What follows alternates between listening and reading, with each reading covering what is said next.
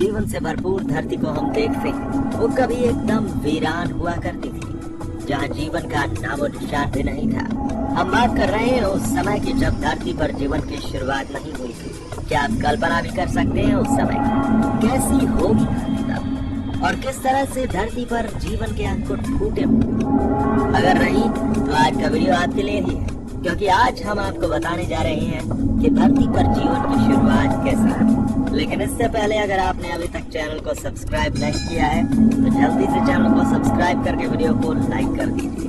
कहा जाता है कि धरती की उत्पत्ति एक बहुत बड़े विस्फोट की वजह से हुई थी। लगभग 5 अरब वर्ष पहले अंतरिक्ष में कई गैस के एक साथ मिलने से भयंकर विस्फोट हुआ। इससे आग का एक विशाल गोला बना, जिसे अब हम सूर्य कहते हैं। ये धमाका इतना जोरदार था कि चारों तरफ धूल के कण फैल गए और धीरे धीरे गुरुत्वाकर्षण बल की वजह से ये कण आपस में जुड़ने लगे, और इसी प्रोसेस के लंबे समय तक चलने की वजह से सौर मंडल का निर्माण हुआ। और इस तरह लाखों साल बाद गुरुत्वाकर्षण के कारण पत्थर और चट्टान आपस में जुड़ने लगे और इन्होंने ग्रह का रूप लेना शुरू कर दिया, और इस तरह पृथ्वी और दूसरे ग्रहों का निर्माण हुआ। आज से लगभग 4.54 अरब वर्ष पहले पृथ्वी का तापमान 1200 डिग्री सेल्सियस था। ऐसे समय में धरती पर सिर्फ उबलता हुआ लावा, चट्टानें और कई जहरीली गैसें हुआ करती थी। पृथ्वी के जन्म के समय से ही धियान का ग्रह 50 किलोमीटर प्रति घंटे की गति से पृथ्वी की ओर बढ़ रहा था। गति बंदूक की गोली से 20 गुना ज्यादा थी। ऐसे में जब धिया ग्रह पृथ्वी की सतह से टकराया तो जोरदार विस्फोट हुआ, जिससे बहुत सारा मलबा धरती से बाहर निकल गया और साथ ही वह ग्रह धरती में समा गया। हजारों सालों में पृथ्वी के गुरुत्वाकर्षण प्रभाव की वजह से उस मलबे ने एक गेंद का रूप ले लिया, जिसे हम चंद्रमा कहते हैं, और ये पृथ्वी के चक्कर लगाने लगा। चांद के बनने से धरती पर एक नए युग की शुरुआत हुई। ये युग था धरती पर मौसम की शुरुआत का युग।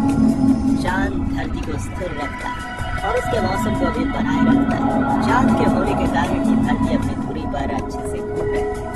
दरअसल जिस चक्कर से चांद बना था उसकी वजह से धरती एक ओर मुड़ गई, और उसकी वजह से धरती को एक और चीज मिली, वो थी मौसम। आज से 440 करोड़ साल पहले धरती पर इतनी गर्मी थी कि यहाँ पानी की मौजूदगी संभव नहीं थी, लेकिन वायुमंडल में पानी की भाप मौजूद थी। कई लाख साल बाद जब धरती ठंडी हुई तो बारिश होने लगी, जिससे तालाब बने, झीलें बनी और फिर महासागर बने। लेकिन यहाँ से जीवन की शुरुआत नहीं हुई। अभी इसके लिए धरती को कई और बदलाव की जरूरत है। 380 करोड़ साल पहले सागर के नीचे एक नई क्रांति की शुरुआत हुई। 6 मामूली तत्वों हाइड्रोजन, ऑक्सीजन, कार्बन, नाइट्रोजन आदि ने मिलकर जीवन की रचना शुरू कर दी। इस तरह धरती पर मौजूद पानी के अंदर सबसे पहले जीवन की शुरुआत होने लगी। सबसे पहले बैक्टीरिया के रूप में जीवन शुरू हुआ। धरती पर काफी लंबे समय तक अकेले बैक्टीरिया का ही राज था।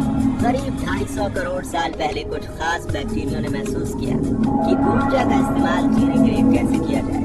उनके इस प्रयास से ऑक्सीजन पैदा हुई, और ऑक्सीजन के आने से धरती पर जीवन की नई लहर ने जन्म लेना शुरू कर दिया। इसके बाद बैक्टीरिया ने इतनी ऑक्सीजन बनाई कि महासागर ऑक्सीजन से भर गया, और वह ऑक्सीजन महासागर के ऊपर वायुमंडल में गया। इसके बाद इस घटना से जीवन के विकसित होने में रफ्तार आ गई।